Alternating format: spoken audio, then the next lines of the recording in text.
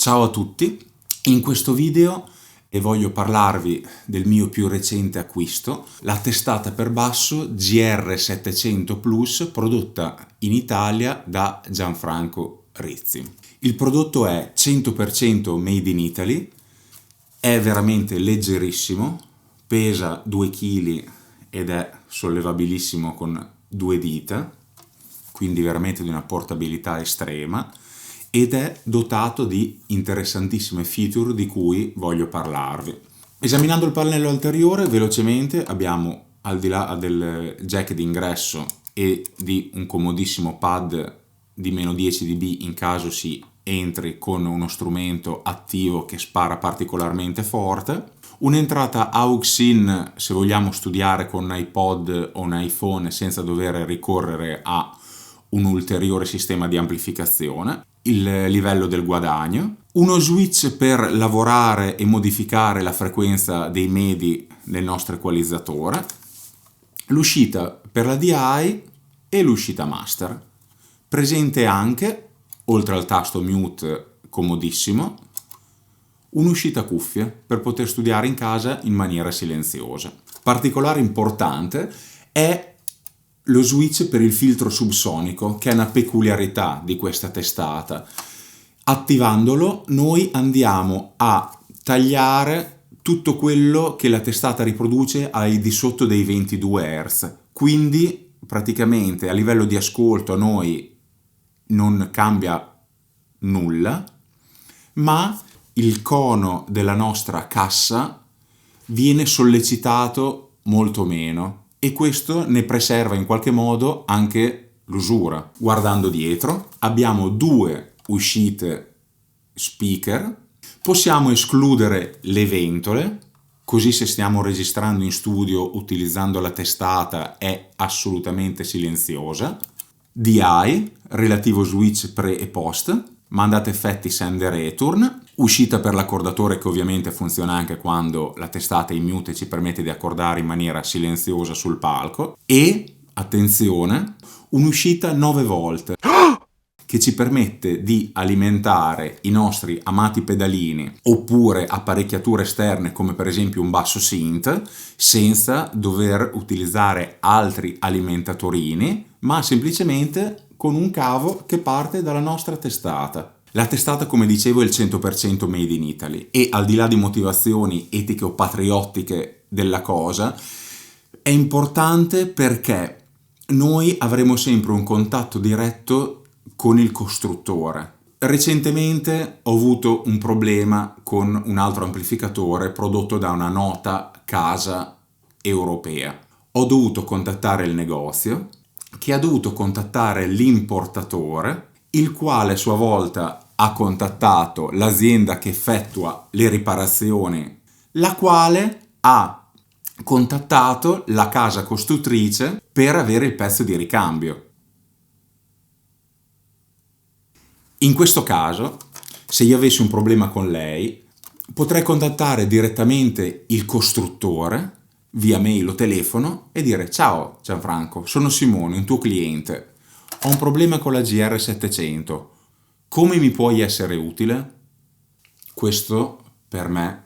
è veramente un vantaggio unico. I controlli sono ridotti veramente al minimo, non sono presenti per esempio sistemi di compressione, processori di dinamica, una cosa che io ritengo completamente inutile, anche se va molto di moda inserirlo nei nuovi amplificatori, perché tanto noi bassisti dal punto di vista della compressione siamo solitamente molto esigenti e gradiamo di conseguenza utilizzare prodotti di qualità. La compressione è un elemento fondamentale per il nostro strumento ed è difficile che un solo controllo presente all'interno di una testata possa essere all'altezza di prodotti esterni come possono essere il nostro pedalino di compressione preferito, piuttosto che un'unità a rack, oppure un'unità a rack presente nel sistema del fonico esterno, che solitamente sappiamo sono elementi che costano svariate migliaia di euro e quindi qualitativamente saranno sempre oggettivamente superiori a quelli presenti dentro alla nostra testata, peraltro compatta. Una stupenda caratteristica molto intrigante e visivamente accattivante è che il segnale d'ingresso viene misurato da una barra a LED blu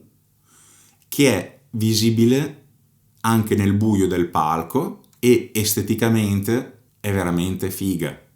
Ultima cosa, la portabilità della GR700 è veramente estrema, perché le dimensioni e il peso sono talmente contenute che può tranquillamente stare all'interno della tasca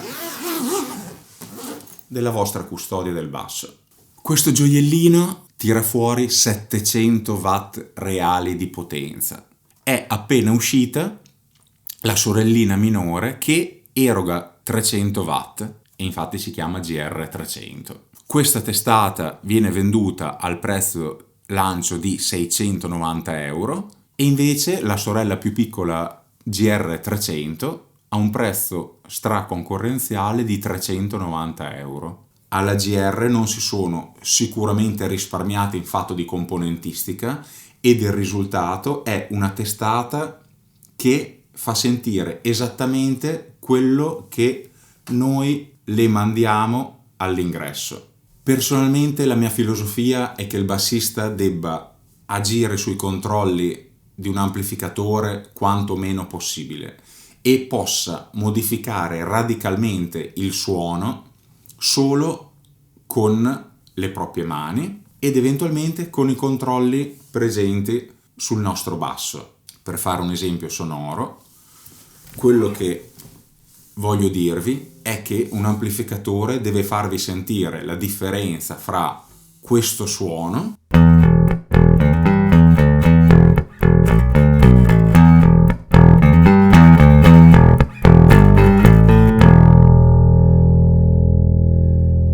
a questo suono.